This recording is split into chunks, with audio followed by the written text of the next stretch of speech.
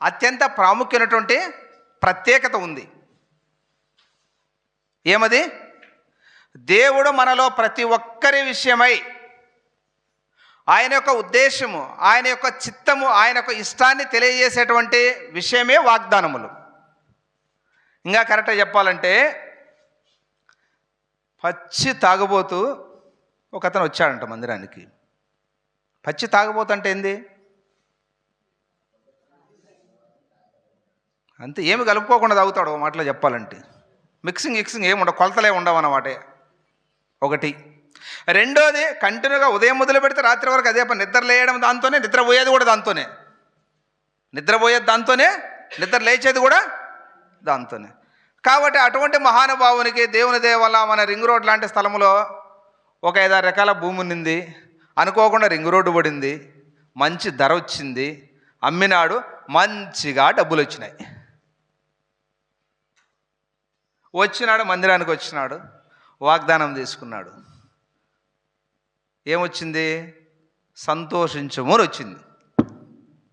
ఏమొచ్చిందంటే ఇంకెట్లుంటుంది పరిస్థితి? ఉదయం, మధ్యాహ్నం, సాయంత్రం సంతోషించడమే, తినడమే, త్రాగడమే, తినడమే, త్రాగడమే, సంతోషించడమే. ఏమైపోయా? మొట్టమొదటగా లివర్ పాయా. ఏం పాయా? తర్వాత గుండె బలహీనమైపాయా. తర్వాత కిడ్నీలు పాయా. ఆ సంవత్సరం అయిపోయినప్పుడు ఈడుబాయా. ఏం వాగ్దానం నెరవేరిందా? అర్థమవుతుందా? అలాగుండకూడదు మన జీవితం అన్నమాట. కాబట్టి మనము ప్రభు బలిలో పాలు పొందక మునుపు తిరిగి ఎవరైనా వాగ్దానం తీసుకోకనుంటే, మేమైతే తీసుకోలేదు ఇదివరకు, ఇక్కడ తీసుకోవాలని. సరే, మీరు కూడా ఇంకెవరైనా తీసుకోక మునుపు మన జీవితాలను పరీక్షించుకుందాం. ఒకవేళ తీసుకున్న వారైతే ఈ యొక్క హెచ్చరికల ద్వారా మనల్ని మనము పరీక్షించుకుందాం. అలాంటి జీవితం మనం కలిగి ఉండకపోతే ఇప్పుడే ప్రభువుకు మనము సమర్పించుకుందాం. అట్లు ప్రభు మనకు సాయం చేయను. మనం 2 విషయాలు చూస్తూ వచ్చినాం. మునుపటి కంటే అధికమైన మేలుల నిమిత్తమై దేవుడు మనల్ని ఈ దినం వరకు సజీవ లెక్కలో ఉంచాడు. రెండోది మనం చూస్తూ వచ్చే, దేవా నీ తలంపులు నా ఎడల అమూల్యమైనవి, వాటికి మనం విలువ కట్టలే. మన ఆయన ఎడల మన తలంపులు చాలా చిన్నగా ఉంటాయి. ఇది కూడా గమనించాలా. ఆయనకు మన ఎడల ఏముండాయనేది పక్కన పెడితే, మన ఎడల మనకు ఆయన ఎడల ఏముండాయంటే ఇంకెవరికి వాళ్ళకే తెలుసు అనమాట. ఎక్కువ దాని గురించి వివరించాల్సిన అవసరము లేదు. అయితే ప్రాముఖ్యమైన అంశం ఏంటంటే, మనము ఈ యొక్క సమయంలో ముందుకు వెళ్ళక మునుపు, ప్రవేశించక మునుపు వాగ్దానముల గురించి ఉపోద్ఘాతం కొంత చూద్దాం. వాగ్దానములను మనము 3 రకాలుగా విభజించవచ్చు. ఎన్ని రకాలుగా అండి? 3 రకాలుగా. మొట్టమొదటిగా మనం చూస్తూ వచ్చే, దేవుడు మనతో, అంటే మనుషులతో పాత నిబంధన కాలము, కొత్త నిబంధన కాలం అనగా 66 పుస్తకములు కలిపితే బైబిలు 66 పుస్తకాల సమ్మేళనం ఈ గ్రంథము. పరిశుద్ధ గ్రంథము, పవిత్ర గ్రంథము. ఇటువంటి పేరు ఏ గ్రంథానికి లేదు. పవిత్ర గ్రంథము, పరిశుద్ధ గ్రంథము. కాబట్టి ఈ యొక్క గ్రంథాన్ని కనుక మనం గమనిస్తూ వచ్చే, ఇందులో దేవుడు మానవునితో చేసిన వాగ్దానములు 8810 కంటే ఎక్కువ ఉన్నాయి. ఎన్ని ఉన్నాయండి? 8810. ఇప్పటి దీంట్లో రాయబడిన వరకు దేవుడు మానవునితో చేసిన వాగ్దానములు. మనందరం తీసుకునే వాగ్దానములు ఎన్ని? అత్యధికములు అంట దేవుని వాక్యం. అది కూడా చూద్దాం. అది లెక్కలేకలేదు. ప్రతి ఒక్కరికి 8810 అయితే 600-700 కోట్ల కంటే జనాభా ఎక్కువ ఉంటే మిగతా వాళ్ళకి ఏడ తెచ్చారా వాగ్దానాలు? వచ్చిందా ప్రశ్న? అర్థమవుతుందా? దేవుడు మానవునితో చేసిన వాగ్దానంలో 8810 అయితే మరి మిగతా వాళ్ళందరికీ ఏంటాయి వాగ్దానాలు? అది కాదు. ఆ దినములలో ఆయా వ్యక్తులతో ఆయా సందర్భాల్లో దేవుడు చేసినటువంటి వాగ్దానములు 8810. అందుకని ఇట్లా కన్ఫ్యూజన్ లేకుండా ఒక పాట కూడా రాసినాడు, గ్రంథ వాగ్దానములన్నీ. అది విషయం. కాబట్టి ఇక్కడ వల్ల కన్ఫ్యూజ్ కావాల్సిన అవసరం లేదు. 8810. తర్వాత రెండవదిగా మనం చూస్తూ వచ్చే, మనుష్యుడు దేవునితో చేసిన వాగ్దానములు. ఆయా సందర్భాల్లో యాకోబు కూడా అంటాడు, కష్టకాలం వచ్చినప్పుడు నీవు నాకు ఆహారం ఇచ్చినాడులా, వస్త్రం ఇచ్చినాడులా, నా తండ్రి ఇంటికి నన్ను క్షేమంగా చేర్చిన ఎడలా నీవు నాకు దేవుడు యందు. యోనా కూడా ప్రార్థన చేస్తాడు. ఎప్పుడో చేప కడుపులో మత్స్యం కడుపులో ఉన్నప్పుడు యోనా కూడా వాగ్దానం చేస్తాడు. ఇట్లా మనం కూడా అనేక వాగ్దానాలు చేస్తుంటాం. ఇది రెండవ అంశం. మొట్టమొదటిగా దేవుడు మానవునితో చేసిన వాగ్దానములు 8810. మానవుడు దేవునితో చేసిన వాగ్దానములు ఆయా సందర్భాల్లో మనం కూడా వాళ్ళు చేశారు. పాత నిబంధన క్రొత్త నిబంధన సమయములలో మనం కూడా చేస్తుంటాం. మూడవది, ఇది ప్రాముఖ్యం ఎందుకంటే మనము చాలా జాగ్రత్తగా ఉండాల్సిన విషయం. మనం సాతానుడు మానవులతో చేసేటువంటి వాగ్దానములు ఇక్కడ జాగ్రత్తగా ఉండాలి. ఏమండి? సాతానుడు అంటే సాతానుడు ఎవరు? దైవ మానవ విరోధి. అంతే, ఒక మాటలో సింపుల్. చాలా ఉన్నాయి సాతానుడు అనే దానికి డెఫినేషన్స్ చాలా ఉన్నాయి. అయితే దైవ మానవ విరోధి అయినటువంటి వాడే సాతానుడు, శత్రువు, అపవాది, అబద్ధికుడు, అబద్ధమునకు జనకుడైన వాడు చేసే వాగ్దానములు కూడా ఉన్నాయి. అయితే ప్రియమైన వారలారా, మనం గమనిస్తూ వచ్చే ఇన్ని వాగ్దానములు ఉన్నవి. అయితే ఇక్కడ మనం గమనించాల్సిన విషయం ఏంటంటే, హెబ్రీలకు రాసిన పత్రిక 10వ అధ్యాయం ఒకసారి చూడండి. హెబ్రీ 10:23. మనము ఇప్పుడు ఇక్కడికి ఎందుకు వచ్చామో, లేదా రాత్రి ఎందుకు వాగ్దానాలు తీసుకున్నామంటే ప్రాముఖ్యమైన అంశం ఏంటంటే, దేవుడు ఈ సంవత్సరంలో నా జీవితంలో లేదా నా కుటుంబ జీవితంలో లేదా నేను అనుకున్న విషయాల్లో ఏమి చేయదలుచుకున్నాడో తెలుసుకున్న నిమిత్తమై చిలక జోస్యం. అంతేనా? కాదండి. నమ్మదగినటువంటి దేవుడు. చూడండి 10:23 చదవండి ఒకసారి.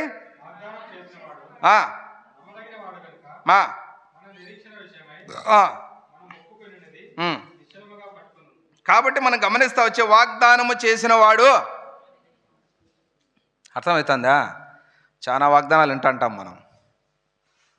జీవితకాలం అంతా నేను నీతోనే అంటాడు, నువ్వు లేకపోతే నేను చస్తానంటాడు, చస్తానంటాడు. కానీ ఏం జరుగుతుందో తెలియదు. మధ్యలో పెళ్ళైన తర్వాత, కొంతకాలం సంసారం చేసిన తర్వాత, లేదా ఇద్దరు ఫ్రెండ్స్ ప్రాణ స్నేహితులు అని కూడా పిలుస్తూ అంటారు చాలామందిని. అర్థమవుతుందా? మధ్యలో ఏమవుతారో, ఎవరిని ఏం చేస్తాడో, ఏం జరుగుతుందో తెలియదు అనమాట. అంతా మనకు తెలియదు. కానీ మన దేవుని యొక్క విషయానికి మనం వస్తే, వాగ్దానము చేసిన వాడు నమ్మదగిన వాడు. ఎంత నమ్మదగిన వాడు అంటే మనం గమనిస్తూ వచ్చే, ఎంతవరకు నమ్మదగిన వాడండి? ఎంతవరకు నమ్మదగిన వాడు? మన మరణ పర్యంతం ఆయన నమ్మదగిన దేవుడుగా ఉంటున్నాడు. తర్వాత మనం గమనిస్తూ వచ్చే రెండో విషయం చూస్తే, వాగ్దానములను స్వతంత్రించుకున్నటువంటి మన యొక్క విషయాన్ని చూద్దాం. మన ఎవరము, మన స్థితి ఏంది అనేటువంటి విషయాన్ని కూడా మనము గమనిద్దాం. రోమీలకు రాసిన పత్రిక 9వ అధ్యాయం, రోమా 9:4. రోమా 9:4.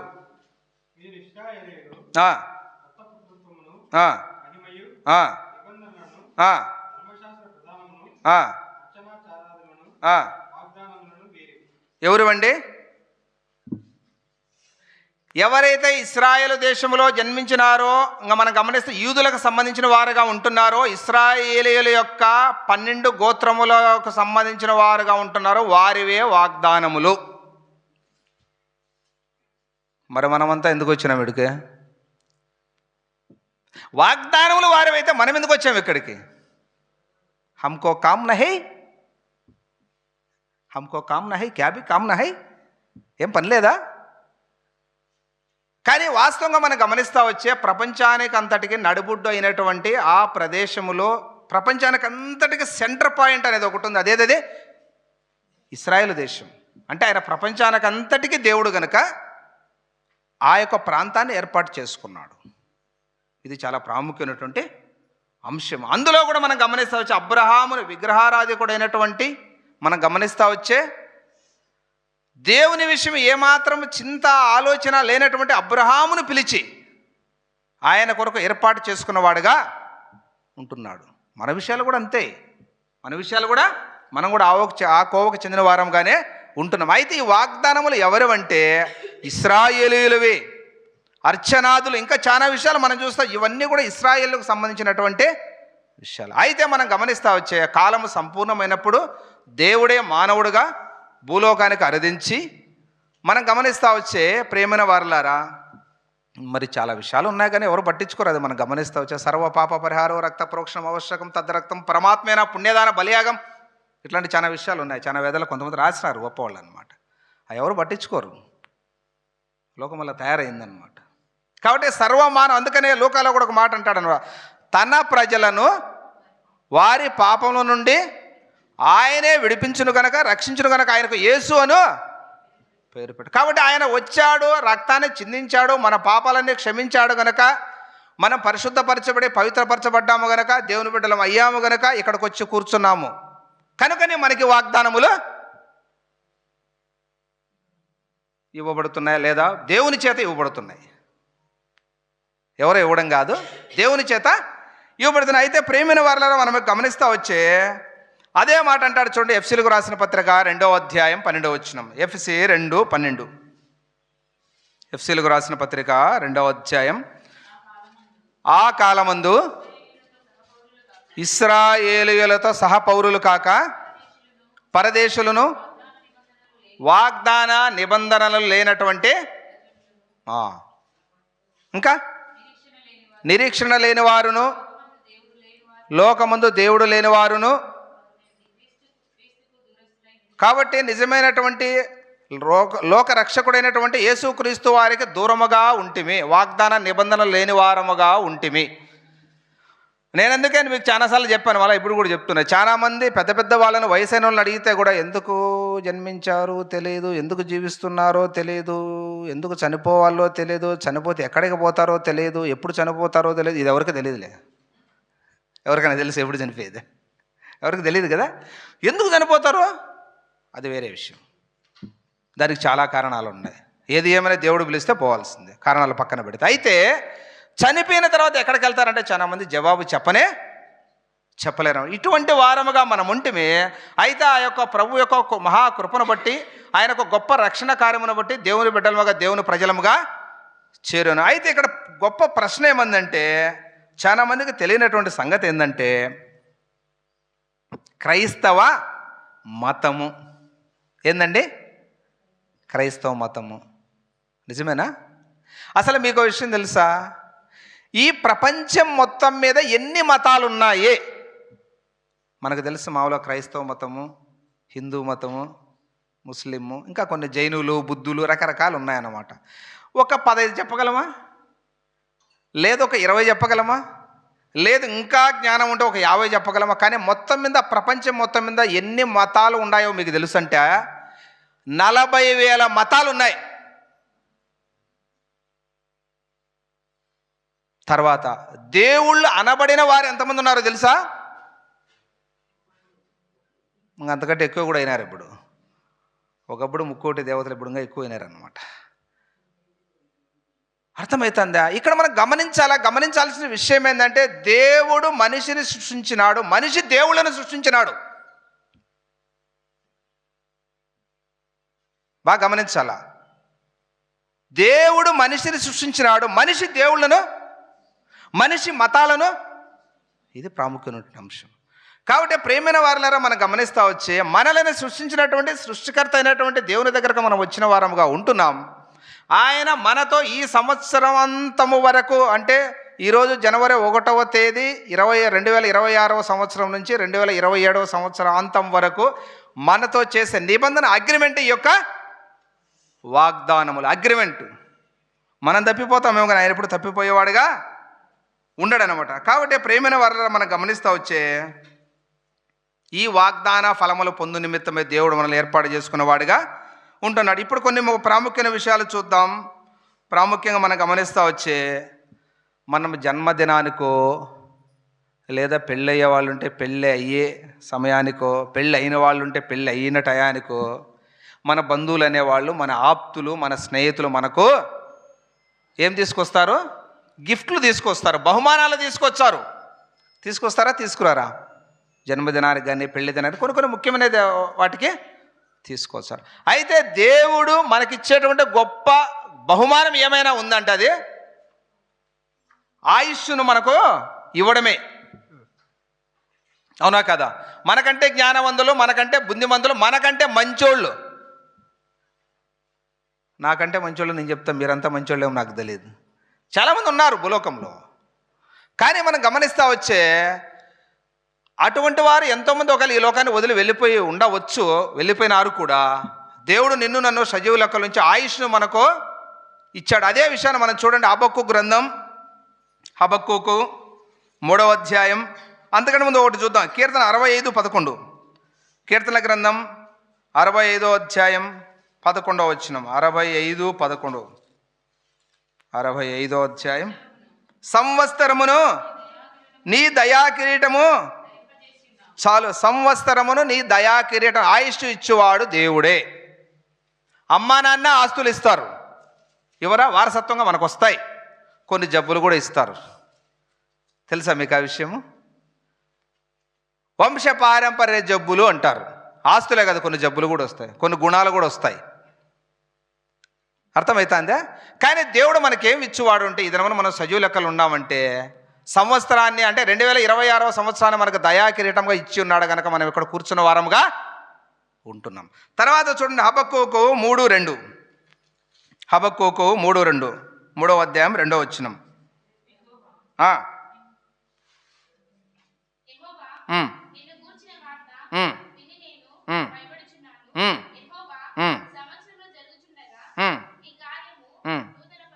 కాబట్టి ఇక్కడ మనం గమనిస్తావచ్చు, ఇక్కడ కూర్చున్నామో, కూర్చొని ఏదో కొంతసేపు వినేసి, అబ్బా భలే చెప్పినారు వాక్యం, ఆరాధన వాక్యం ఏం చెప్పినారు, బల్ల వాక్యం ఏం చెప్పినారు, ఏం చెప్పినారు, అబ్బా భలే చెప్పినారు, ఏం చెప్పినారు.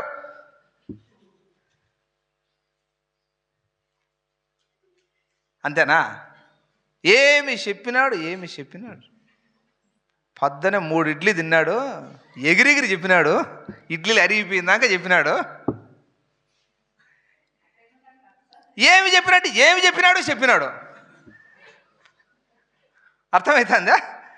కాబట్టి ప్రేమైన వారలారా మనం గమనిస్తా వచ్చే, ఏమి చెప్పినాడు అని కాదు, కానీ సంవత్సరంలో దేవుడు కిరీటంగా ఇచ్చినాడు. దాని యొక్క ఉద్దేశం ఏమిటంటే, నీ జాడలు సారమును వెదజల్లుచును. దాని యొక్క ఉద్దేశాన్ని మనం గమనిస్తా వచ్చి, గత సంవత్సరము కానీ గత యాత్రా జీవితం ఏదైనా సరే, పరిశుద్ధుడైనటువంటిది. ఇవన్నీ రాత్రి మీరు వినే ఉంటారు, మ్యాక్సిమం రాత్రి వచ్చిన వాళ్ళందరూ పరీక్షించుకుంటారు, ఆ యొక్క పాత జీవితాన్ని వదిలిపెట్టింటారు, కొత్తగా నూతన సంవత్సరం ప్రవేశించుంటారు. అయినా రాత్రి రానివారు కానీ, ఒకవేళ వచ్చి నిద్రపోయిన వాళ్ళు కానీ, ఎందుకంటే వాడు ఉన్నాడు కదా జోకొట్టేవాడు, అవునా కదా, వారి కొరకు తిరిగి ఈ యొక్క సమయం అన్నమాట. మనకేం పని పాటలు లేవని కాదనమాట. కాబట్టి ప్రేమైన వారలారా మనం గమనిస్తూ వచ్చే దేవుని యొక్క ఉద్దేశం ఏమంటే, ఈ సంవత్సరము సారమనిగా మన జీవాత్రా జీవితము ప్రభువుకు అప్పగించుకొని, అందుకనే నీతిమంతులు ఖర్జూరు వృక్షం వలె, మూవవేదరు లెబానోను దేవదారు వృక్షం వలె వాళ్ళు పైకి, ఇటు అటు కాదు, పైకి. ఎంత పైకి? పరలోకం వరకు. అందుకనే ప్రేమైన వారలారా మనం గమనిస్తూ వచ్చే, ప్రతిరోజు, ప్రతి వారము, ప్రతి నెల, ప్రతి సంవత్సరము మనం భూలోకానికి దూరం అవుతున్నాం, పరలోకానికే. రెండే విషయాలు ఎప్పుడు కూడా గమనించుకోవాలా, ఎయిదర్ హెవెన్ ఆర్ హెల్. పరలోకానికే నరకానికే, దేనికో దానికి దగ్గర అవుతున్నాం అంతే. ఇంకా మధ్యలో ఆగే క్వశ్చనే లేదు, ఆగలేము కూడా. వయసు అయిపోతానే ఉంటుంది, ఎవరి కోసం ఆగదు, కాలం ఎవరి కోసం ఆగదు, సంవత్సరాలు ఎవరి కోసం ఆగవు. అవుతాయా? ఏం ఆగమన్నాడు. కాబట్టి ప్రతి దినము, లేకపోతే ప్రతి వారం, ప్రతి సంవత్సరం మనం దగ్గర అవుతున్నాము. దేనికి దగ్గర అవుతున్నామో పరీక్షించుకోవాల్సిన వారముగా ఉంటున్నాం. కాబట్టి సంవత్సరాన్ని దేవుడు దయాకిరీటంగా దయచేసి ఉన్నవాడుగా ఉంటున్నాడు. అయితే ప్రేమైన వారిలో మనం గమనిస్తూ వచ్చి, వాగ్దానం చేసినటువంటి దేవుడు ఎటువంటి వాడంటే మనం గమనిస్తూ వచ్చి, సంఖ్యాకాండము 23వ అధ్యాయము 19వ వచనం. సంఖ్యాకాండము 23వ అధ్యాయము 19వ వచనం. దేవుడు అబద్ధమాడుటకు, చదవండి, 23:19.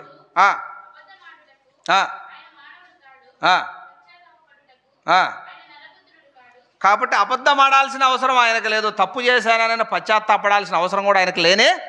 అసలు ఆయన చెయ్యడు, చేస్తే ఆయన దేవుడు కానే కాడు. అర్థమవుతుంది మీకు? పొరపాటు పడాల్సిన అవసరము, అబద్ధం చెప్పాల్సిన అవసరం ఆయనకు లేదు. అట్లా పడేవాడు దేవుడు కానే కాదు. ఇది చాలా ప్రాముఖ్యమైన అంశం. కాబట్టి ప్రేమైన వారలారా మనం గమనిస్తూ వచ్చి, దేవుడు అబద్ధం ఆడుటకు మానవుడు కాదు, పశ్చాత్తాపటకాయ నరపుత్రుడు కానీ ఇక్కడ. కాబట్టి ప్రేమైన వారలారా ఇంకో మాట చూడండి, అందుకనే దేవుని వాక్యం ఇంకో మాట చెప్తుంది. 2 కొరింథీ 1:20. కొరింథీయులకు రాసిన పత్రిక 1వ అధ్యాయము. ఇంతవరకు మనం ఆరంభంలో మనం చూసాం, ఉపోద్ఘాతంలో మనం చూసాం, 8,810 వాగ్దానములు దేవుడు మానవునితో చేశాడని చూసాం. మరి మన పరిస్థితి ఏంది? ఇన్ని కోట్ల జనాభా ఉండారు ప్రపంచం మొత్తం మీద, 7 కోట్ల చిల్లర అనుకుంటా, 7,20,000 ఏదో సంథింగ్ ఉంది, నాకు మర్చిపోయాను అనమాట. కాబట్టి 7 కోట్ల చిల్లర ఉంటే 8,810 వాగ్దానాలు ఎలాగ సరిపోతాయి? అందుకనే చూడండి, ఎన్ని అయినను, ఎన్ని కోట్ల మంది అయినను, 7 కోట్ల మంది కాదు, 70 కోట్ల మంది కాదు, 70 లక్షల కోట్ల మంది కాదు, నువ్వు ఎంత లెక్క అంతమంది ఎంత అయినా సరే ఆయన అంతటికి చాలినటువంటి వాడు. ఆయన ఇచ్చే వాగ్దానములు అన్నీ కూడా అన్నీ క్రీస్తునందు అవును అన్నట్లుగానే. ఎందుకు ఇస్తున్నాడు దేవుడు వాగ్దానములు? మన ద్వారా దేవునికి మహిమ కలుగుటకై. కాబట్టి ఇంకా మిగతా విషయాలు మళ్ళీ చూద్దాం మనము ప్రేమైన వర్లారా. మన ద్వారా దేవునికి మహిమ కలుగు నిమిత్తమే దేవుడు మనకి ఇచ్చేవాడుగా ఉంటున్నాడు. అయితే ప్రాముఖ్యమైన అంశం ఏంటంటే, మొట్టమొదట వాగ్దానం చేసిన వారు ఎవరు, ఎక్కడ చేశాడు? మొట్టమొదట వాగ్దానం ఎవరు చేశారు, ఎవరితో చేశారు, ఎక్కడ చేశారు? బైబిల్లో ఆదికాండం 3వ అధ్యాయం 15వ వచనం తీయండి. ఆదికాండం 3వ అధ్యాయము 15వ వచనం. ఎవరైతే రక్షింపలేదో, ఎవరైతే యేసు ప్రభువుని తమ సొంత రక్షకునిగా అంగీకరించలేదో, ఎవరైతే తమ పాపములలోనే, ఆయా భూలోక సంబంధమైన భయములలోనే, లేదా ఆయా పాపముల చేత బంధకముల చేత బంధింపబడిన వారుగా ఉంటున్నారో వారి కొరకే ప్రేమైన వారలరా ఈ మొట్టమొదటి వాగ్దానం. అనగా ప్రతి మానవుని కొరకు దేవుడు మొట్టమొదటిగా ఆదికాండము ఆరంభములోనే చేసిన గొప్ప వాగ్దానం ఉంది. చదవండి 3:15.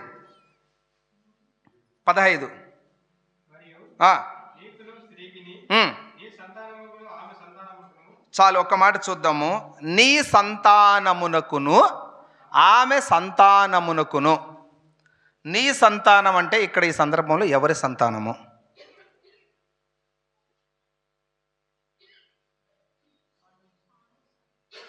చెప్పండి. ఎట్ట ఏదైనా పర్లేదు చెప్పండి. ఏమిడే మార్కులు శిక్షలు ఏం లేవు, ఏమైనా చెప్పచ్చు, నో ప్రాబ్లం. చెప్పండి. నీ సంతానం అంటే ఎవరి సంతానము? అపవాది సంతానము, సాతాను సంతానము. నీ సంతానమునకును ఆమె సంతానం అంటే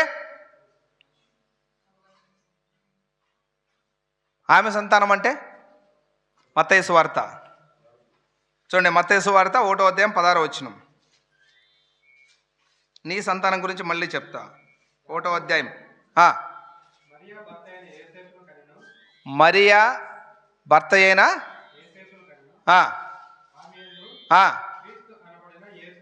ఆమె యందు యేసు ప్రభువారు ఎవరి సంతానం అంటే ఆమె సంతానము, ఆయన సంతానము కాదు. ఆయన సంతానం అంటే మనం తల్లిదండ్రుల వల్ల కలిగినటువంటి సంతానము కాదు. మనందరము తల్లిదండ్రుల వల్ల కలిగిన వారం.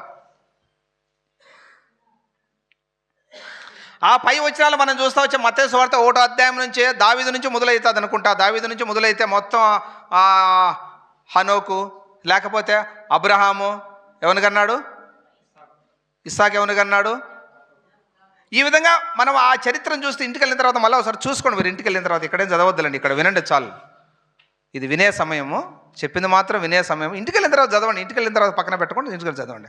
కాబట్టి అక్కడి నుంచి చూస్తూ వచ్చే మత్తయి సువార్త 1వ అధ్యాయం 1వ వచనం నుంచి 15వ వచనం వరకు లేదా 14వ వచనం వరకు చూస్తే మరి నయస్సోను కను, నయస్సోను సల్మాను కను, సల్మాను బోయజను కను, బోయజు యెషయిను కను, యెషయి రాజైన దావీదును కను, దావీదు ఎట్లా కనెను ఇచ్చిన తర్వాత చివరగా మనం గమనిస్తూ వచ్చే క్రొత్త నిబంధన ఆరంభంలో దేవుడు మనుషులతో చేసిన క్రొత్త నిబంధన. ఇది మన కొత్త నిబంధన అంటే ఊరికి గ్రంథం అని కాదు, దేవుడు మనుషులతో చేసిన క్రొత్త నిబంధన. ఈ దినము కూడా దేవుడు మనతో చేసే క్రొత్త నిబంధన ఏంటంటే ఆ వాగ్దానంలో తెలుస్తుంది. అది ప్రాముఖ్యమైన అంశం. కాబట్టి ఆమె సంతానమే మనమంతా. ఎందుకు? యేసుక్రీస్తు ద్వారా దేవునికి మనం ప్రియ కుమారులముగా చేయబడ్డా. కాబట్టి నీ సంతానము అంటాడనమాట అక్కడ. ఆ సంతానం ఏదో చూద్దామా? చూడండి, మత్తయి సువార్త 3వ అధ్యాయం 7వ వచనం. నీ సంతానం ఎవరో చూడండి. మత్తయి సువార్త 3వ అధ్యాయం 7వ వచనం చదవండి. పరిసయ్యులను సద్దూకయ్యులను అనేకులు బాప్తిస్మం పొందవచ్చుట చూచి, చాలు, సర్ప సంతానమా. అర్థమవుతుంది మీకు? అంటే అపవాది సంబంధంలో, లేదా మనం గమనిస్తా వచ్చే ఒక్కటి గుర్తుపెట్టుకోండి, దేవుడు లోకాన్ని అంతటినీ రెండు రకాలుగా మాత్రమే చూస్తున్నాడు. ఈ భూలోకములో ఒకవేళ మన దేశంలో అనేక కులాలు మతాలు ఉండొచ్చు. ఇంకా మిగతా దేశాలకు వెళ్తే పొట్టోళ్ళు, నల్లోళ్ళు, తెల్లటోళ్ళు, నిగ్రోలు అనేవాళ్ళు ఉంటారు. వాళ్ళని చూస్తే ఎట్లుంటారు తెలుసా? నల్లగా ఎత్తుకుంటారు అనమాట. రాత్రిపూట చూస్తే మనమైతే దయ్యాలు అనుకుంటాం. వాళ్ళు పొరపాటున మన దేశంలో కనిపించారంటే వచ్చిందిరా దయ్యంరా బాబుని బరిగెత్తాం అనమాట. అట్లుంటారు వాళ్ళు. అదే సింగులను చూస్తే కనీసం 6.5 7 అడుగులు 7.5 అడుగు ఉంటారు అనమాట వాళ్ళు. ఆజానుబాహులు మనుషులంతా. కాబట్టి రకరకాలు ఉన్నారు మనుషులు. అయితే ప్రేమైన వారలారా, దేవుని లెక్కలో ఇద్దరు, ఒకరు రక్షింపబడిన వారు, రక్షింపబడని వారు అన్నమాట. కనుక ఇంకా కరెక్ట్గా చెప్పాలంటే ఇక్కడ ఈ సందర్భానుసారంగా చూస్తే సర్ప సంతానము క్రీస్తు సంతానం, లేదా దేవుని సంతానం. కాబట్టి దేవుని సంతానమైనటువంటి నీవు నేను గమనించాల్సిన విషయం ఏమంటే, ప్రేమైన వారలారా, ఆ వాగ్దానము చేసినటువంటి దేవుడు ఎటువంటి వాడు అంటే ఇంకో విషయం చూద్దాం. కీర్తనల గ్రంథం 89:34. కీర్తనల గ్రంథం 89:34 తీసిన వారు చదవండి. నా నిబంధనను నేను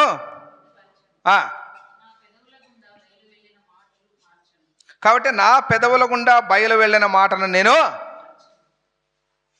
మనం ఇలాగ ఉండగలమా? It's possible? జరిగే పనేనా?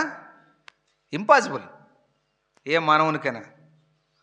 పాపం చంద్రబాబు గారు చెప్తూ వచ్చారు, రాయచోటి జిల్లా తీసే క్వశ్చనే లేదు, ఓట్లు వేసేయండి అన్నాడు. గంపగుత్తుగా గుద్ది పడేశారన్నమాట. ఈ ఉద్యమమైన జిల్లా అవునా కదా? మనుషులు కదా, ఆయన ఒక మనిషే కదా, నెరవేర్చలేడు. కనుక ప్రియమైన వారలారా, ఇక్కడ కూర్చున్న నీవు నేను గమనించాల్సిన విషయం ఏంటంటే, మనము ఎవరి సంతానము కాదు, ఎవరికి కూడా బానిసలము కాదు, ఎవరికి చెందిన వారముగా మనము కాము. కేవలం దేవునికి చెందిన వారముగా, దేవుని బిడ్డలను ఇక్కడ కూర్చున్న వారముగా ఉంటున్నాము. అయితే ప్రియమైన వారలారా, దేవుడు నీవు నేను నమ్మినటువంటి దేవుడు, నీకు నాకు వాగ్దానం ఇచ్చేటువంటి దేవుడు, నమ్మదగినటువంటి దేవుడు, జీవితకాలం అంతా విడిచిపెట్టినటువంటి దేవుడు. ఇంకా మనం చూస్తూ వచ్చే ఈ వాక్యానుసారంగా చూస్తే, నా పెదవుల గుండా బయలు వెళ్ళిన మాటను నేను రద్దుపరచువాడను కాను. ఇది ప్రాముఖ్యమైన అంశం. కనుక ప్రేమైన వారలారా, మనం గమనిస్తూ వచ్చే ఇంకా మనము వాగ్దానములు పొందినా లేదా పొందబడేటువంటి దేవుడు ఎటువంటి వాడంటే చూడండి, యెషయా గ్రంథం 40:12. యెషయా గ్రంథము 40:12. 40:12 తీసిన వారు చదవండి. 40:12. తన కుడి చేతిలో జలములు ఏం చేసినాడంటండి? ఎక్కడ కొలిసినాడు? ఇట్లా కుడి చేతిలో పట్టుకుంటే ఆకాశంలో ఉండే నీళ్ళు, సముద్రములలో ఉండే నీళ్ళు, మహాసముద్రములలో ఉండే నీళ్ళు, భూమిలో ఉండే నీళ్ళు అన్నీ కూడా అట్లా కొలిసినాడంటే ఇన్ని నీళ్ళు. ఆ అన్ని నీళ్ళల్లో పైన కొన్ని నీళ్ళు, సముద్రంలో కొన్ని నీళ్ళు, మహాసముద్రములలో కొన్ని నీళ్ళు. అర్థమవుతుందా మీకు? మీరు ఎప్పుడైనా కొలిసినారా? సముద్రంలో ఉండే నీళ్ళు కొలిసినారా? ఎవడైనా కొలిచారండి? ఏం కొలవాలి కదా. ఓ 20 ml 30 ml లేదా 50 ml కూడా నాకు తెలిసి పట్టవు ఈ చేతిలో. 50 ml కూడా పట్టవు, అన్ని నీళ్ళు పడతాయి, అంతేనా? కానీ జలములన్నింటి కొలిచినాడంట. చదువు తర్వాత. జానతో అంటే దేవుడు ఇట్లా కొలిస్తే ఆకాశం సరిపోతుందంట. ఎవరండి దేవుడు అంటే? నీలాగా నాలాగా నీలాంటోడా? మాట మార్చుడుగా, అబద్ధం మాటకు, పశ్చాత్తాపట్టుకు, ఎటపడితే అట్ట మాట్లాడుకు, ఎటపడితే జీవించడానికి ఆయన నీలాగా నాలా కూడా ఎటువంటి వాడు? పుడిసిటిలో తన యొక్క జలములను కొలిచిన వాడు. జానతో పలకండి. దేన్ని కొలిచినాడండి? ఆకాశములను. పలకండి. ఆకాశములను, ఆకాశాన్ని కాదు, ఆకాశములను. జానతో ఆకాశములను కొలిచినవాడు. తర్వాత ఈ భూమి మీద ఉండే మన్ను అంటే మనల్ని కూడా కొలిచేసినాడు ఆయన. మనల్ని కూడా తూంచినాడు. నీకు తెలుసా తెలీదో? మనల్ని తూంచేసినాడు. ఎప్పుడు? ఈ భూమిని రవంతైనా సృష్టించక మునిపే ఆయన ఉన్నాడు గనక, ఈ భూమిని సృష్టించేటప్పుడు కలుగునుగాక అన్నప్పుడు కలగక ఆ మాట అనకముందే కొలిచినాడంట భూమి యొక్క బరువు. తెలుసా మీకు? ఆయన దేవుడు అంటే తర్వాత త్రాసుతో పర్వతాల్లో కూడా తూచినాడంట. ఇన్ని కోట్ల కాదు, ట్రిలియన్ మిలియన్ కోట్లు ఏదో సంథింగ్ ఉంటుంది అనమాట. ఇన్ని కేజీలు పర్వతాలు ఉండాలా, ఇన్ని నీళ్లు ఉండాలా. అర్థమవుతుందా? ఎప్పుడన్నా గమనించినామా? ఎప్పుడన్నా ఆలోచన చేసినామా? ఇటువంటి దేవుడు మనతో నిబంధన చేయించున్నాడు. చూడండి 22వ వచనం చదువునాయన ఒకసారి. 22 అదే అధ్యాయం 22వ వచనం. భూమండలము మీద ఇది ఎట్లా చెప్పగలము? ఆయన దృష్టికి చదవాలి మరి. దాని నివాసులు అంటే ఎవరు? మనమంతా భూమి మీద కదా మనం ఉండేదా, భూమి లోపల లేము, భూమి మీద ఉన్నాం మనం. మిడతల వలె ఉన్నాము. ఇంత మునుపు కొద్ది రోజుల క్రితం మనం చూస్తూ వచ్చినాము, చంద్రుని నుంచి భూమిని చూస్తే ఎంత ఉంటుంది? మిమ్మల్ని అడుగుతాను, మీకు చెప్పినా కాబట్టి చెప్పండి, ఎంత ఉంటుందండి? భూమి ఎంత కనిపిస్తుంది? అంతా మర్చిపోయినారు అన్నమాట. శనగ్గింజంత ఉంటుందంట భూమి. ఎక్కడి నుంచి చూస్తే భూమి మనము కాదు, మనం రొందరం పోతేనే కనపడము. అర్థమవుతుందా? ఒకసారి మేము హైదరాబాద్ నుంచి కడపకు విమానంలో వచ్చినాం అనమాట. పైన విమానంలో నుంచి చూసి ఇంత ఉండదు ఒక పల్లె. ఎంత ఉండదండి? ఇంత ఉండదు ఒక పల్లె నేను చెప్పేది. ఈ రాయి చుట్టంతంటే మహా అంటే ఇంత ఉంటుంది అనమాట. కానీ దేవుడు ఆ భూమండలం మీద ఆసీనుడై ఉన్నాడంట. ఆయన మన కంటికి కనపడ్డు, కానీ ఆయన దృష్టికి మనం ఒక మిడత ఇంత ఉంటుంది మహా అంటే. ఇంత మిడతలు ఏమి ఉండవు కదా, ఏమన్నా?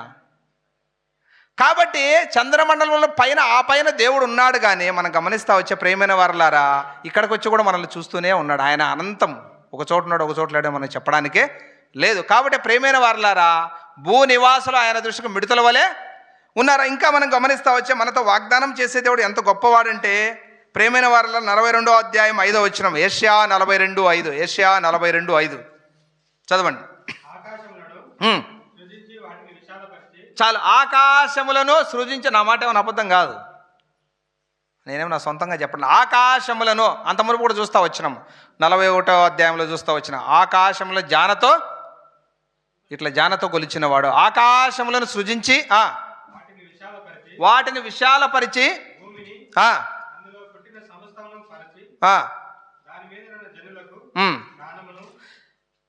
ఆకాశములు భూమిని చేయడం కాదు, ఈ భూమి మీద ఉండే మనుషులకు ప్రాణమును జీవాత్మను కూడా ఇచ్చువాడు ఆయనే. అందుకనే మనం గమనిస్తా వచ్చే ప్రేమైన వారలారా, ఈ యొక్క లోపల ఉన్నటువంటి ప్రాణము కానీ ఆత్మ కానీ ఎవరి సొంతం కానే కాదు. ఇచ్చిన వాడు ఎప్పుడు రమ్మంటే అప్పుడు వెళ్ళిపోవాల్సిందే. భూమి మీద నడుచుచున్నటువంటి మనుషులకు జీవాత్మను దయచేయవాడు ఆయనే. ఇటువంటి దేవుడు వాగ్దానం చేయించున్నాడు. చివరిగా ఒక మాట చూద్దాం, చూడండి 60వ అధ్యాయం 66 యెషయా గ్రంథం 66 1-2 వచనాలు. 66 అంటే యెషయా గ్రంథానికి వెళ్ళిపోవాలి. నాకు తెలిసి 66 అధ్యాయాలు ఉండే గ్రంథం ఇంకేది లేదు. ఉందా బ్రదర్? ఏమన్నా లేదు కదా. 66 అన్నామంటే అంటే కీర్తనలు ఉంది, 150 పైన ఉంది. బట్ 66 అంటేనే 66లో ఫైనల్ అంటేనే యెషయా గ్రంథం 66వ అధ్యాయం 1-2 వచనాలు.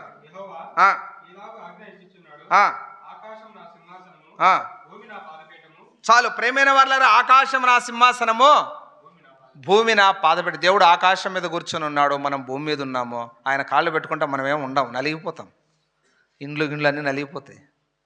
కానీ ఆయన మహిమా స్వరూపమైనటువంటి దేవుడు గనక మనల్ని నన్ను చూస్తున్నాడు. నీతో నాతో నిబంధన లేదా అగ్రిమెంటు చేసిన వాడుగా చేస్తున్నవాడుగా ఉంటున్నాడు. అయితే ఇప్పుడు ప్రాముఖ్యమైన ప్రశ్న ఏంటంటే, అసలు దేవుడు వాగ్దానాలు ఎందుకు ఇస్తున్నాడు, ఎందుకు ఇచ్చాడు, ఎందుకు ఇస్తున్నాడు?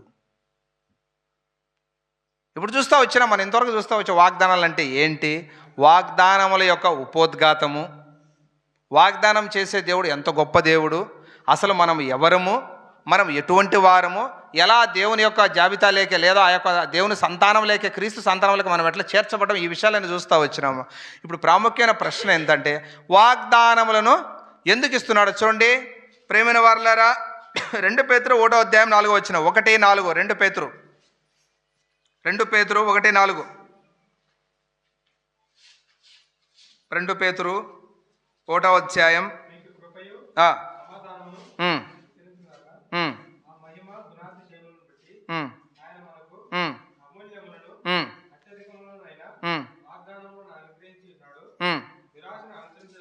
దురాశను అనుసరించడం వలన వాగ్దానములు గనక మనకు లేకపోతే ఏమాశ ఉంటుంది? ఈ లోకంలో ఏమాశ ఉంది? మనలో అందరిలో కూడా ఏమాశ ఉంది? దురాశ. ఆశకు దురాశకు తేడా ఏమన్నా చెప్పగలరా? ఆశ, దురాశ ఏమండి? ఆశ ఉండాల్సిందే. ఆశ ఉండకపోతే మధ్యాహ్నంగా అన్నమే చేయరు, సత్యం పచ్చు. నిజమా కదా? ఉండాలా? ఆ ఆశ కలిగి వాగ్దానం తీసుకుంటాం. ఆశ అయితే ఉండాలా. మన పని మనం చేసుకోవాల్సిందే, సంపాదించాల్సిందే. దురాశ, ఒక సామెత కూడా, దురాశ బా ఏం నోటెడ్ అసలు. కాబట్టి దురాశ ఉండకూడదు. అయితే దేవుని వాగ్దానంలో కనుక మనం పొందకపోతే దురాశ పరులమవుతాం. ఈ దురాశ సాతానుడు కలుగజేస్తాడు, సాతానుడు మనలో చొప్పింపిస్తాడు అన్నమాట. ఇంకా మనం కరెక్ట్గా చెప్పాలంటే దురాశ అనేది సాతాను నుంచి వస్తుంది, ఆశ అనేది సహజసిద్ధంగా మనలో ఉంటుంది, ఉండాలి కూడా అన్నమాట. అయితే వాగ్దానంలో లేకపోతే దురాశను అనుసరించి చదువు, లోకమందున్న భ్రష్టత్వమును ఈ వాగ్దానముల మూలమున మీరు తప్పించుకొని దేవ స్వభావమునందు పాలివారేయుటకు ఆ వాగ్దానములను ఆయన మనకు అనుగ్రహించాను. ఎందుకు ఇస్తున్నాడు ఈ వాగ్దానాలు? ఇక్కడే 3 విషయాలు ఉన్నాయి. ఈ వాగ్దానాలు లేకపోతే దురాశ పరులమైతే ఏది కావాలో, నిజంగా మనకి ఏది కావాలో, ఏది వద్దో, ఏది కలిగి ఉండాలో, ఏది కలిగి ఉండకూడదో, ఏది కలిగి ఉంటే మనకు పరలోకం వెళ్తామో. అందుకని ఒక మాట ఉందన్నమాట. ఒకసారి ఒక నదిలో నల్లటిది ఒకటి కొట్టుకొని వస్తుందన్నమాట. అర్థమవుతుందా? కాబట్టి అది విపరీతమైన చలికాలము. నాలాంటి అత్యాశపరుడు కూడా ఉన్నాడు. ఎవరండి? అత్యాశపరుడు ఉన్నాడు అన్నమాట. చలికాలము, దుప్పటి కొట్టుకొని వస్తుంది.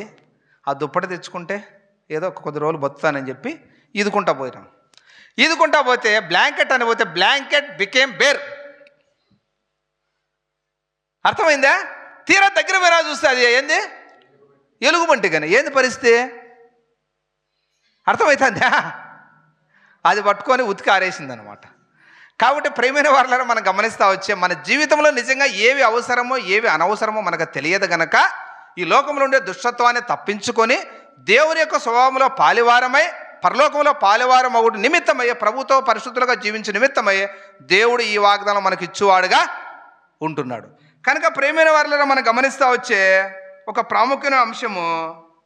ఇప్పుడు ప్రశ్న ఏంటంటే, నీవు నేను దేవుని యొక్క స్వభావము కలిగి దేవుని వలె జీవించుచున్నామా? ఇది ప్రాముఖ్యమైన అంశం. చెప్పగలమా?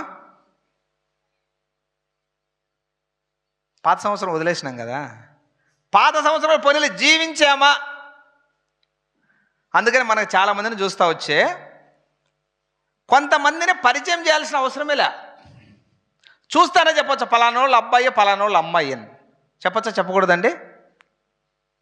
కొంతమందిని అసలు పోల్చుకోలేం. నిజమా కదా? కాబట్టి ప్రేమైన వారలారా, ఈ సమయంలో ప్రభు యొక్క బలలో పాలు పొందక మునుపు, ఇక్కడ నుంచి ఈ స్థలాన్ని వదిలి వెళ్ళక మునుపు నేను పరీక్షించుకోవాల్సినటువంటి అంశం ఏదైనా ఉందా అంటే, నీవు నేను దేవుని యొక్క లైక్ హిమ్, ఆయన వలె ఆయన యొక్క స్వరూపమును మనం కలిగి ఉన్నామా లేదా అనేది పరీక్షించుకోవాల్సిన వారముగా ఉంటున్నాం. మీకు కరెక్ట్గా చెప్పాలంటే మరి మనం గమనిస్తూ వచ్చే క్వీన్ ఎలిజబెత్ ఎవరండి? క్వీన్ ఎలిజబెత్ మహారాణి. రవి అస్తమించని బ్రిటిష్ సామ్రాజ్యాన్ని గొప్పదైన విధానములో తనదైన ముద్ర వేసి బాగా పరిపాలించగలిగినటువంటి వ్యక్తి ఎవరైనా అంటే ఎలిజబెత్ మహారాణి. ఆమె చిన్నప్పుడు పిల్లలతో కలిసి ఆడుకుంటానింది. బహుశా ఇంతనో లేకపోతే ఎక్కడికి పోయింది. ఎవరు? అంత వయసు లేదా ఇంత వయసు అన్నమాట.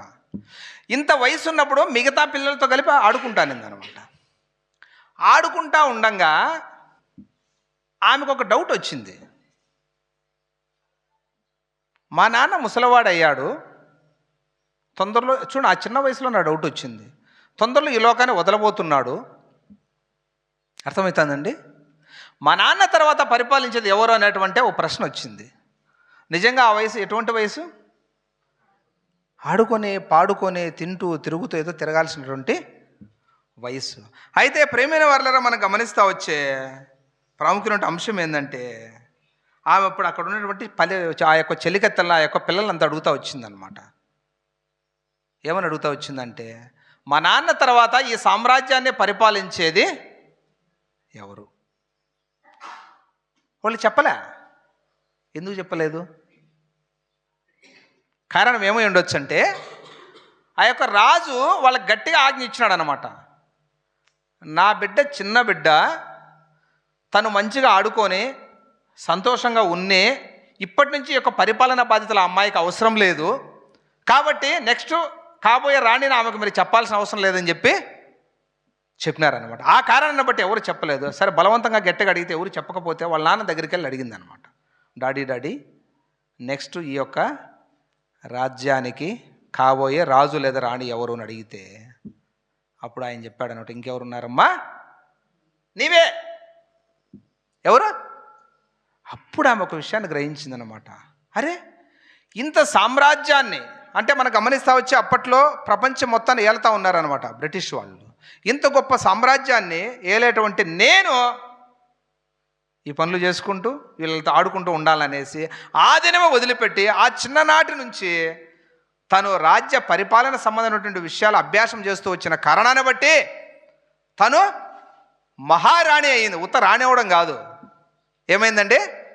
మహారాణి అయిందనమాట. కాబట్టి ప్రియమైన వారలారా, దేవుని స్వభావంలో పాలు పొందినటువంటి మనము, లేదా దేవ స్వభావంలో పాలివారం అయితే, ఇంకా ఆ విషయాలు కొంచెం ముందుకెళ్ళిన తర్వాత మనం చూద్దాము. దేవునితో కూడా మనం యుగయుగులు పరిపాలించవలసిన వారముగా ఉంటున్నాము. కాబట్టి నీ యొక్క నా యొక్క యాత్రా జీవితంలో గతము గతః. బాగుంది కదా సామెత? అంటే అర్థమైంది. గతము గతః అంటే ఏమోనండి అర్థము? పోయిన కాలం పోయింది, దాన్ని తిరిగి తీసుకురాలేం. డబ్బులైనా సంపాదిస్తాం కానీ కాలాన్ని మాత్రం తిరిగి వెనక తీసుకురాలేం. అందుకనే కాలము బంగారం కన్నా విలువైందంట. అర్థమవుతుందా? బంగారం ఏమైనా పోగొట్టుకుంటారా? కానీ కాలాన్ని మాత్రం చాలా సునాయాసంగా మనం వ్యర్థం చేసేవారంగా ఉంటున్నాం. కాబట్టి ప్రేమైన వారలారా, మనం గమనిస్తూ వచ్చే దేవుని స్వభావంతో పాలువారు ఒకటికై ఆయనతో పాటు ఏలు నిమిత్తమై దేవుడు మనల్ని ఏర్పాటు చేసుకున్నవాడుగా ఉంటున్నాడు. అయితే ఇక్కడ ప్రాముఖ్యమైన అంశం ఏంటంటే, చూడండి, సంఖ్యాకాండము 23వ అధ్యాయము 21వ వచనం, 21 చదవండి. సంఖ్య 23వ అధ్యాయం 21 సంఖ్యాకాండము.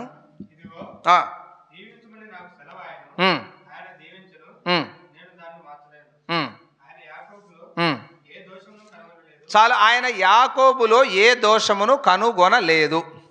యాకోబు దగ్గర మన పేరు పెట్టుకున్నాం అనుకో, ఏం పరిస్థితి? అర్థమవుతుందా? నీ పేరు పెట్టుకో అక్కడ, నాలో దేవుడు ఏ దోషమును కనుగొనలేదు అని చెప్పగలవా?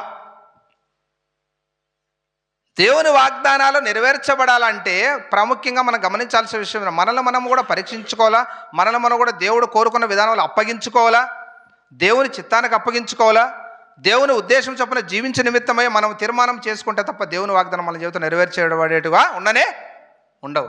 కనుక ప్రేమైన వారలారా, మనం గమనిస్తూ వచ్చి ఆయన యాకోబులో ఏ దోషమును కనుగొనలేదు. కాబట్టి ఈ యొక్క మధ్యాహ్న కాల సమయంలో మనం కూడా గమనించవలసిన వారంగా ఉంటున్నాము. ప్రేమైన వారలారా, ఇంకో మాట కూడా అంటాడు. ఆదికాండం 18వ అధ్యాయం 19వ వచనం. ఆదికాండము 18:19. ఆదికాండము 18:19.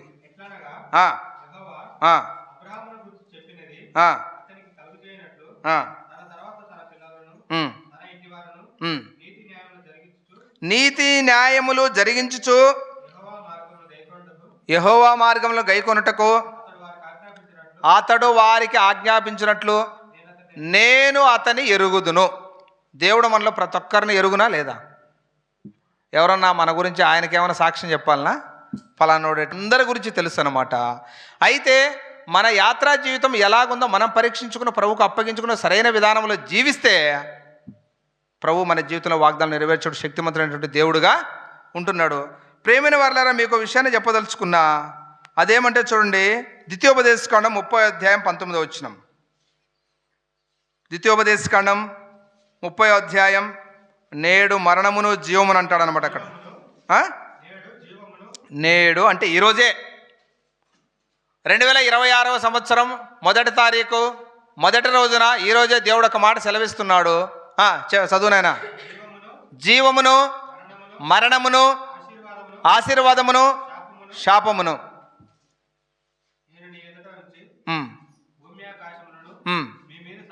భూమి ఆకాశములను సాక్షులు. మనం కూడా ఏదైనా రిజిస్టర్ చేసుకునేటప్పుడు సాక్షులు ఉండాలా? ఈ మధ్య పెళ్లి చేసుకునేటప్పుడు కూడా సాక్షులు ఉండాలన్నమాట. స్థలంగా ఉన్నప్పుడు కూడా సాక్షులు ఉండాలన్నమాట. కాబట్టి దేవుడు కూడా సాక్షులుగా పెడుతున్నాడు నీ మీద నా మీద. ఏమంటున్నాడంటే, నేడు నేను జీవమును మరణమును ఆశీర్వాదమును శాపమును ఉంచుతున్నా. ఏది కోరుకుంటావు నువ్వు? కానీ దేవుడు ఏమంటాడు కింద చదువు. ఆ వచనంలో చివరి భాగం, ఆ వచనంలోనే సాక్షులుగా పిలుచుచున్నాను, నీకు మేలు కలిగినట్లు జీవమునే కోరుకుంటాడు అనమాట. దేవుని యొక్క ఉద్దేశం ఏంది?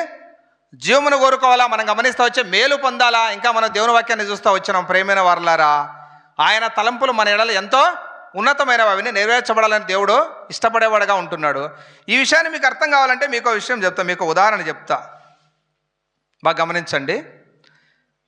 ఒక గురువు దగ్గరికి, ఎవరి దగ్గరికి?